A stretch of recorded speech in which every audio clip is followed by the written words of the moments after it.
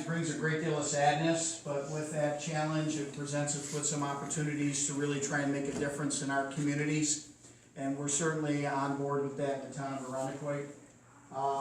And if I'm repetitive, I apologize, but there's some new faces. But I've been doing this job a very long time, and I've never seen anything like this in my entire career about how it's impacted individuals, families, the community, and it really has no boundaries to its destructiveness. And it also developed a new philosophy and a new perspective on the part of law enforcement about how we deal with a situation much like this. Enforcement is not the answer. It's certainly an important part of it, but enforcement is not the answer.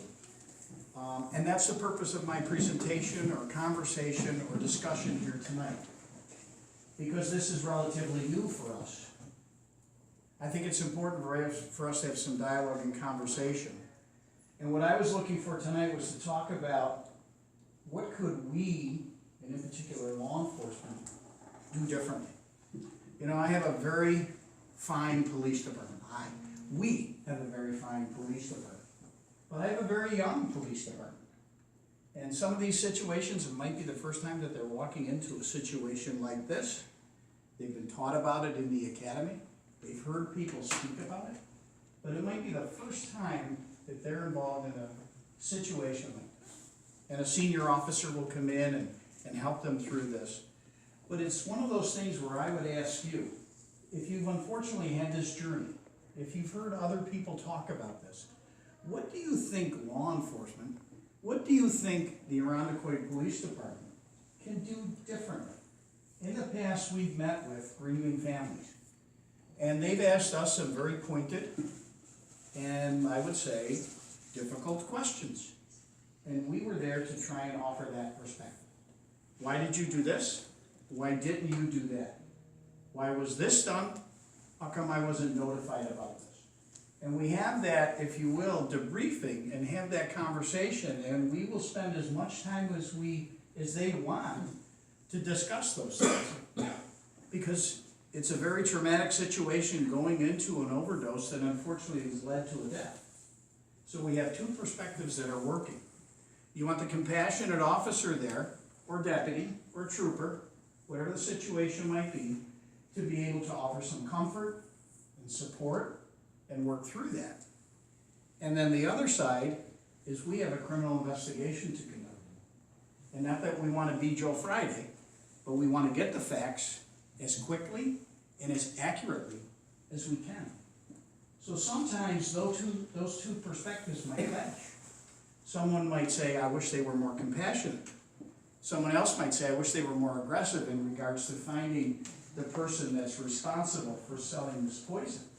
And how do we do that?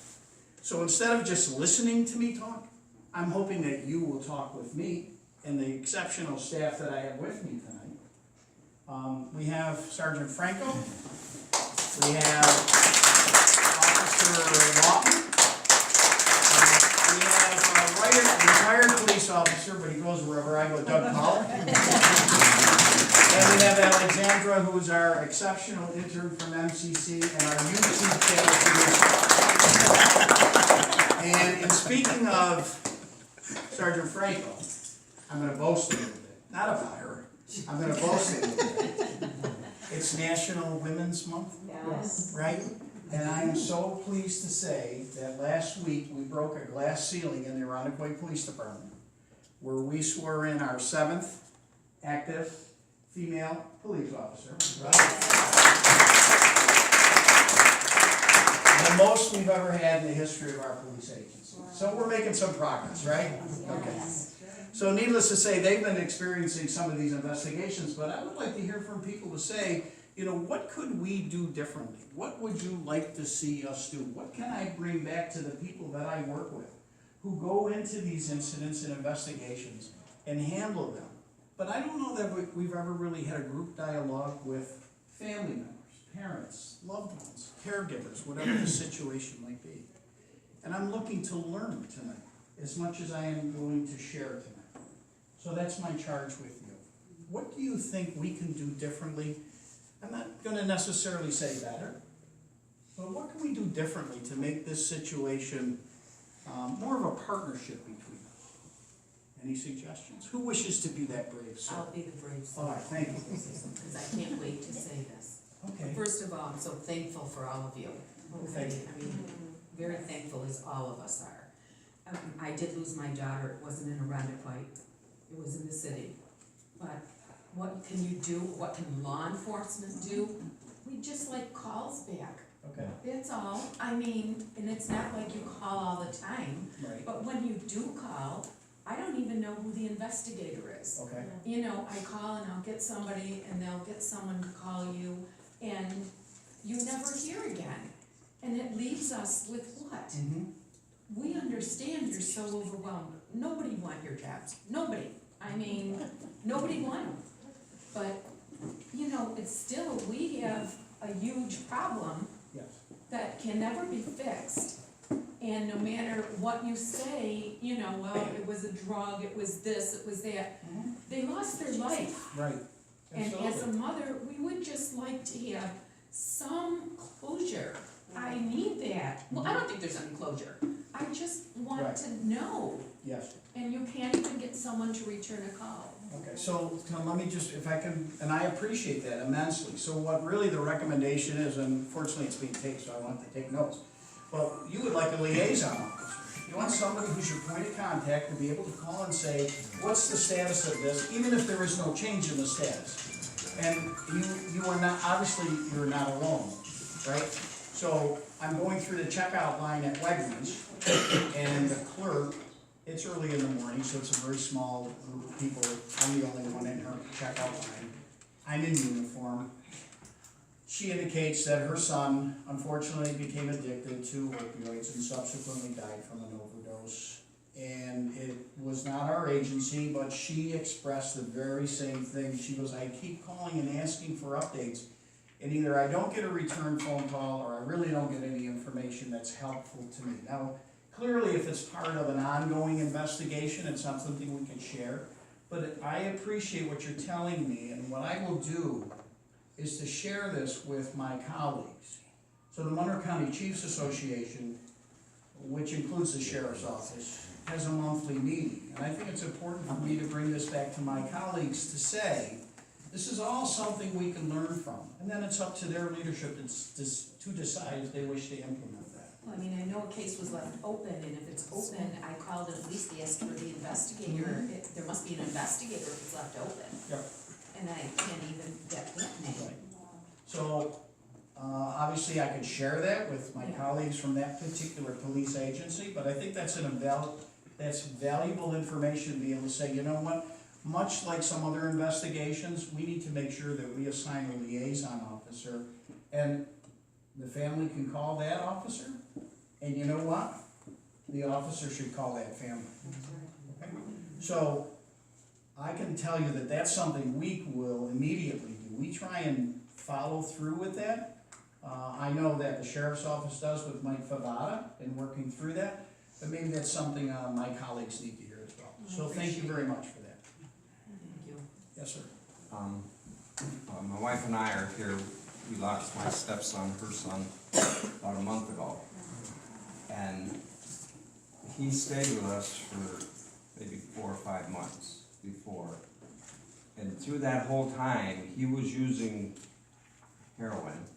And we had no clue whatsoever, nothing. I mean, you couldn't tell there was anything wrong with him. So, through this whole process, I've never felt so stupid in my entire life. And everybody since then that we have talked to, the cops that were there, we're from Spencerport, it was this Ogden Police Department, they were there, they filled us in on things, but everybody told you something else that you didn't know. So I'm telling you right now, the best thing any police department could do right now is go to every damn school and explain to these kids what the hell they're taking. That's what's killing them. They have no idea what it is or what it could do. They need to be as educated as well as the grown-ups. Right. This was such an eye-opener to me. I mean, I'm always thought of myself as a pretty intelligent individual, but through this whole process, Every single person I talked to told me something I never even heard of before, just like he did tonight when I sat here. Right. It's amazing to me, there's so much knowledge out there, and I don't think they're getting it. I think if it was told to a lot of kids in school, this is what you're taking, this is, and shown what it will do and what it can do, and if you come off it, what'll happen, you go back on it. This is the worst thing in the frickin', this stuff shouldn't even be on the planet. It's terrible, this stuff. And it's just, I'm sorry, but. That's okay. So let me throw this in there. So Mike has been working the schools, but here's what I've run up against since I retired. Retired in June of 2017, and the schools are a very tough nut to crack. They said they're busy. They have Red Ribbon Week. Well, they won't be. They have, and you say, listen, I've got some really good information that you need to hear, and they said, we don't even have 15 minutes to fit it in the curriculum. No, but the kids in school have it.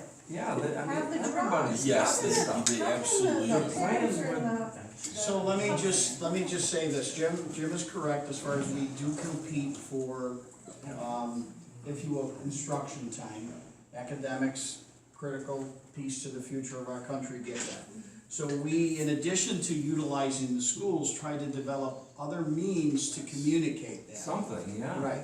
So for example, we have Drug-Free Irondequoit in the town of Irondequoit. It is a grassroots community effort, predominantly volunteers, school officials on board, and different things of that nature to try and get that message out in any form or fashion. I'm not disputing what you're telling me, but if we can't get the classroom time, then we have to look for other means to do that. So you will see the Drug-Free Irondequoit group at a farmer's market, at a school open house, at any place that they can get an invite to, they will go. So we hope to be able to gain additional time with school districts as they become more aware of the fact that how important it is, but at the same time then they're competing for academics and just balancing that out. So it's on the radar, it's just a matter of how can we work to get that in, not only during the school day, but after school activities and ingrained in all of the activities that the kids participate in.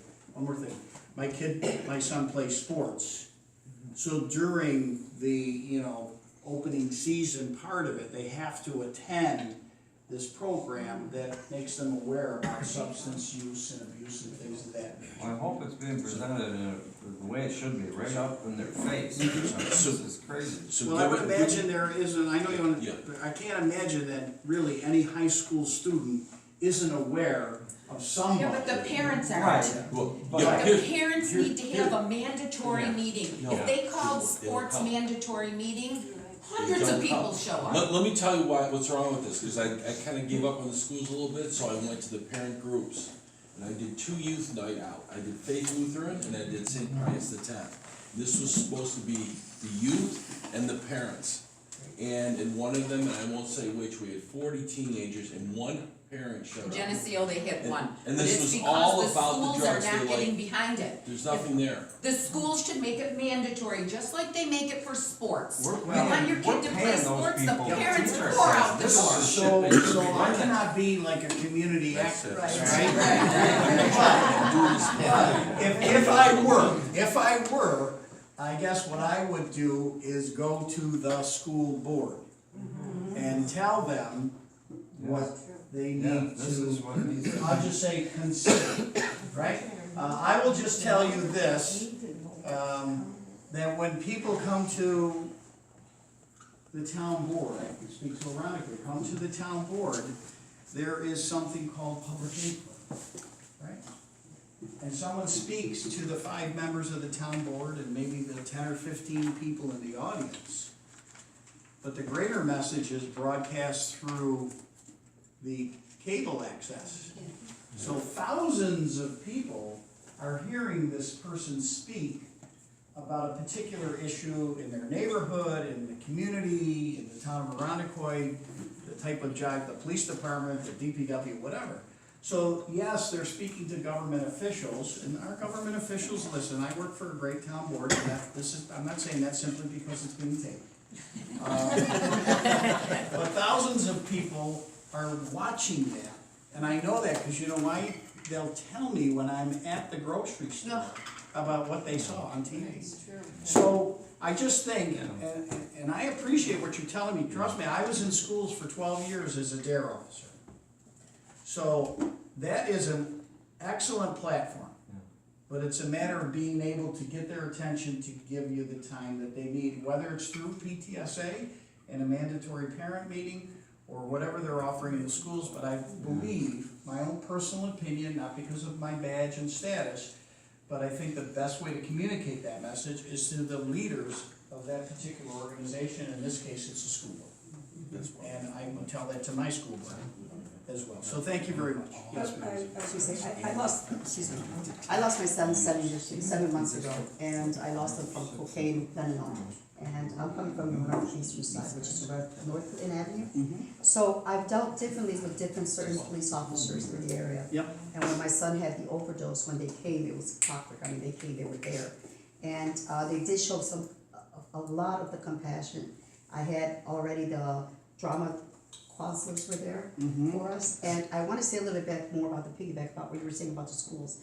I've been speaking to a lot of the city councils, and their format would be for us as a group of residents to go to city council and make it an effort to bring everyone out there that has lost not only a loved one, but a family member, anyone that has that ability to say, listen, I lost my son, I lost my daughter, my mother, my father. I want something to be done, especially with these schools. I know that the city school district is closed down. They would not allow you to speak about drugs to any student, and that's a shame. So city council has that opportunity, because the mayor's right there, to be able to speak as a group of residents in any form, from Rockport, from Rondequoit, from Henrietta, from all over, from Greece, to be able to get a group of us going down there, it'll make a difference, because then they'll be opening these formats for these teachers to understand that, yes, we have to involve the parents, let's bring them in. So it's always after school activity with the parents, not a student. So it's sad. So yes, I would like to say that I'm trying to, and I haven't spoken to Becky yet because I just got out of a meeting, so I'm late. But they were talking about getting city council involved with this, what's happening. I come from an area that's drug populated. My son, the drug was given to him free next door. When I spoke with the landlord, I said, listen, you have drug dealers that are living here, do something about it. I was told to mind my own business. Told the cops, listen, this is what's happening. I went as far to talk to the lieutenant, the captain, and then I went to the inspectors of the house. I said, listen, inspect this house. Because that's what we need to do. We need to be more involved. We need to know who's our neighbor, who's not. Because I live next to crack houses, and there are a whole bunch of them in my area. You open the door, there you are. And when you're giving free drugs, because this is what's happening, they're giving you free drugs to try it. Now they have spotters. Kids 7, 8, 9 years old with whistles. Here comes the cop. Hey, you're out, you're gone. These are spotters, and they're coming now more and more because they have, just like a lieutenant, they have a sergeant, they have a cadet, and they're bringing them all in. And when you got money flashing on Clinton, and they're dropping $20 so you can pick them up and get hooked, it's sad.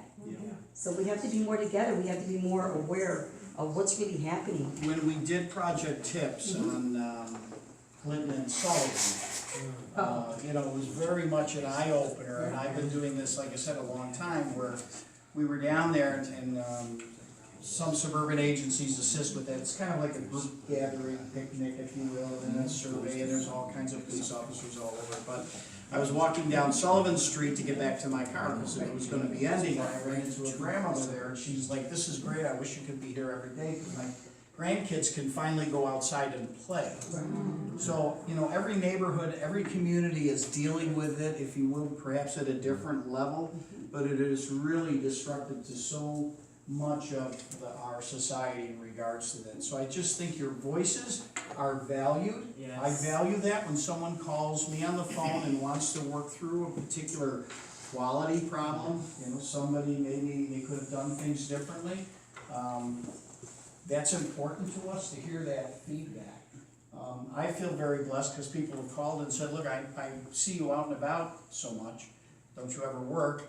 But maybe you can help me with this situation, right?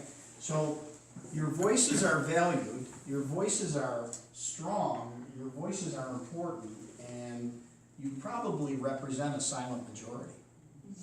So that's important to hear. Anything else from a law enforcement perspective that I could go back and work with? Yes, sir, I'm sorry. The way I understand it, the target audience that ends up dying is between 17 and 49. And when I saw on the TV that there were 99 deaths in the first 6 months of last year, that 27 of those were women, and out of the 99, 96 of them had fentanyl involved. Yeah. Now, if this drug is so potent that it's 50 to 100 times as strong as heroin, and this is what they're throwing on everything. My daughter died in June, and she died from crack cocaine, but it was laced with fentanyl because they throw fentanyl in everything. Until somehow or another we figure out how to do something about this fentanyl, we're in a crisis situation. Yes, we are. 99 people in 6 months, if it was just heroin, they'd be addicted, but this stuff, it's killing them. Right, it's deadly, deadly. And actually, it was Jim a couple years ago that really brought fentanyl to the table.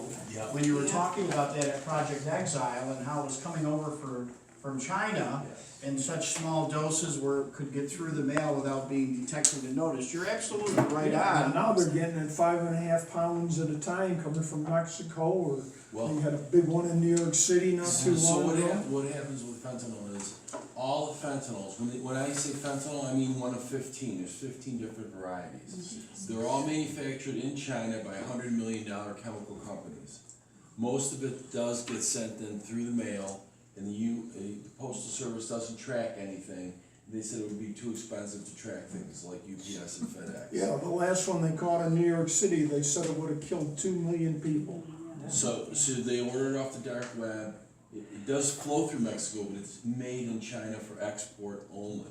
The people in China do not use this drug. And fentanyl, which is the number 2 on the list of fentanyls, which showed up here in, let's just pretend in March of 2016. I don't know why that sounds familiar, but let's just pretend people were dying here of a brand new drug and nobody knew what it is. As of this day, that drug is not illegal in New York State. They never put it in the law. So my son died February 2016, and he had fentanyl fentanyl. There were They didn't put it in the law. So unless it goes federal, you can't even arrest anybody. Wow, it's a new compound, and they keep creating new compounds that are, one But- or two molecules off, Yes, so that's how but they skate around. But the feds immediately put that in the law within a month. New York State, it's going on 3 years, have not put it in the law, which is inexcusable. Inexcusable. Why is that? Can I just say? Cuomo. Right back. So, but just speaking to that, so going back to when an officer's doing, or a trooper, deputy, whatever the case may be, doing an investigation, they may be looking for some of those clues when you're thinking, why isn't that person really more consoling to me? Because they're fixated on trying to determine what's the source here and what we're dealing with. So, I don't wanna say you gotta give them a pass, right? But when you're talking to people, sometimes it's like, let's get this and make sure we secure it properly. Because, as I mentioned the last time I was here, we were able to move forward with a criminally negligent homicide conviction. It doesn't bring that person back, but there is some sense of justice associated with that. And the key to that, and the others that have been prosecuted by our fine district attorney, Sandra Dorley, is all as a result of the evidence collection and data that was put together. So, I don't dispute anything we're talking about as far as advocacy and changing laws, and I am apolitical, right? But when a law is passed, then it's my job to make sure that it's adequately enforced. But that's the key about working together and sharing that information, and law enforcement agencies, I'm sure, would stand toe-to-toe and shoulder-to-shoulder with you if you were talking about changing some legislation that obviously is causing people to die. And I would think elected officials would feel the same way.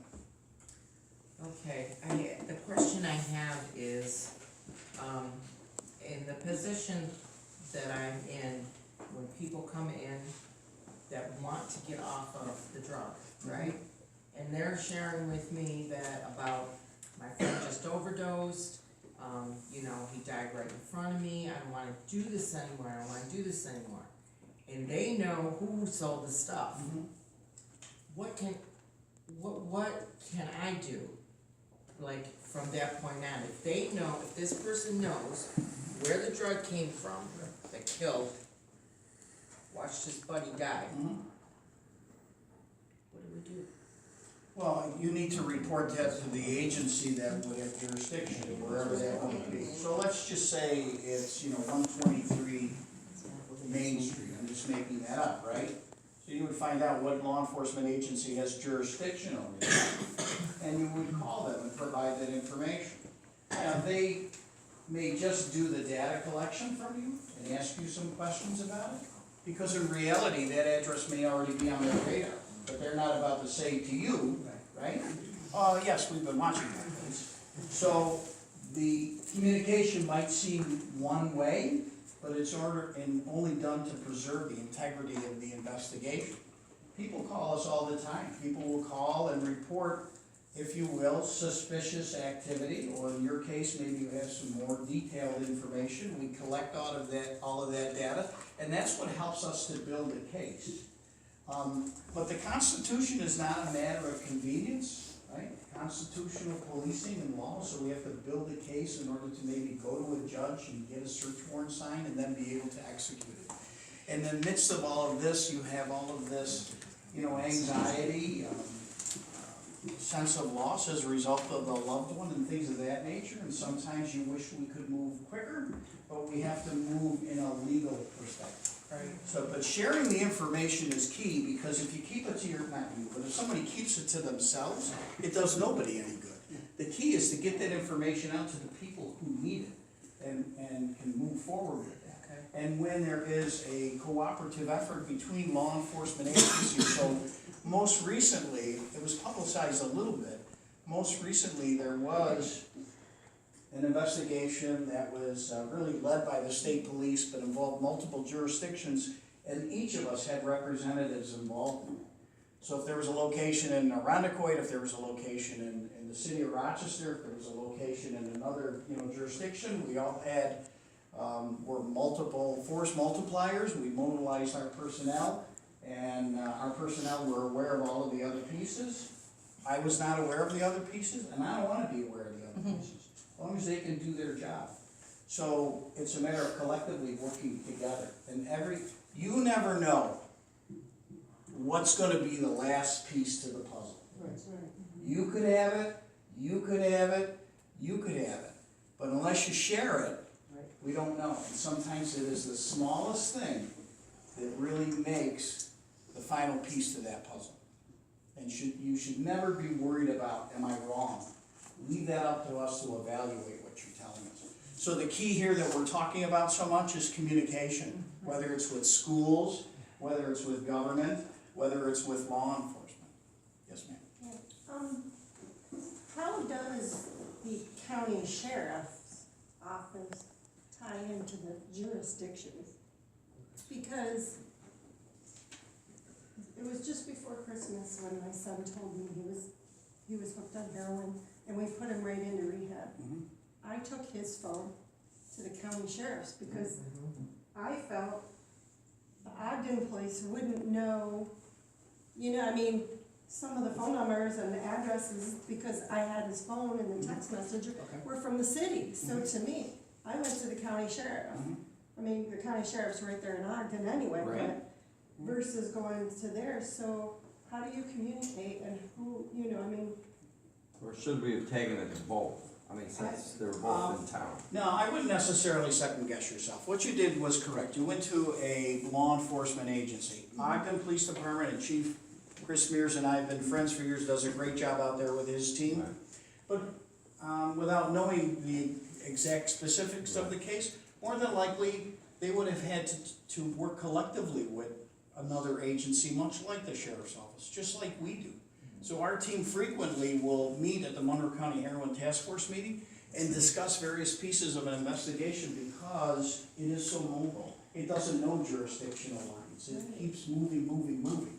So what you did was correct, because you're looking at this phone and your sense is this is not just in your community, it's Well, I pretty took it- widespread. When I put him into rehab, I took his phone Mhm. and took it to them, because I didn't want him to start using again. And unfortunately, he Right. obviously did and died, and, But those, so I don't know how, you were asking about Yep. how to help and Yep. how do we know? We don't know what to do. That's the okay. You know. So are you saying, are you looking for I don't- feedback as far as what happened when you gave that information? Well, Yeah, I we didn't called hear her a month, thing after. Okay. that. All right. I called We her never month. heard it. No, that was after he died. Yeah, But while he was in rehab, we never heard. we took it to the county sheriff's office and never heard anything. Well, you know what? Not that, Well, our business is no different than any other business, so if you brought something to need a repair, let's make whatever it is, a widget to repair, and, I never called you back, you'd call me, Yeah. and you'd say, what's the story with my widget? And you know what, you have every right to do that if you have this question. Yeah, what you're wondering is, did they do anything with the anything with it, information yeah. that you gave them? Right. Right, So you because should- it was fresh, that's Yep. my point is, Yep. the text messages with street addresses and everything was Right. on there. And that's why as soon as I got him into the Right. rehab center, I took it to them, so So I'm it's- hoping, I'm Well, only but- hoping. Then the best You know, thing I to do don't is know. call and ask. They might not be able to say anything specific, but they can Right. say to you, ma'am, the information that you provided to us was very helpful because it connected us to some other particular situations that we're moving forward with. And that's all they might be able to tell you, but at least you have that. Right. But that's what my question more was, how does the county sheriffs, I guess I don't know what the county sheriffs do, if we have sheriff departments in every town, so what is the You don't have a county- sheriff's department in every town. You have one sheriff's department, you have 6 town police agencies, 3 villages, and 1 city police department. And then we throw in a few troopers just to make it a little bit more confusing, right? So when this happens, who is actually in charge of that investigation? Yeah. Well, Who is actually in charge? From the phone perspective, if you brought that to that police agency, they're in charge of it. If you're telling me about, But when he died, Ogden Right. Ogden got the second Right. one. But we did inform them that back Okay. then, we had taken it. and Ogden was part of the Monroe County Heroin Task Force. So that discussion should have occurred, all right? And that connection is made, and every Thursday at 8:30, that task force meets. And even though we are not a part of the task force, if we have a particular situation going on, we will attend that meeting because of the information sharing. So I think to give you some sense of comfort is a poor choice of words, but at least some validation that I gave you this. Can you tell me what you did with it? And they can just say,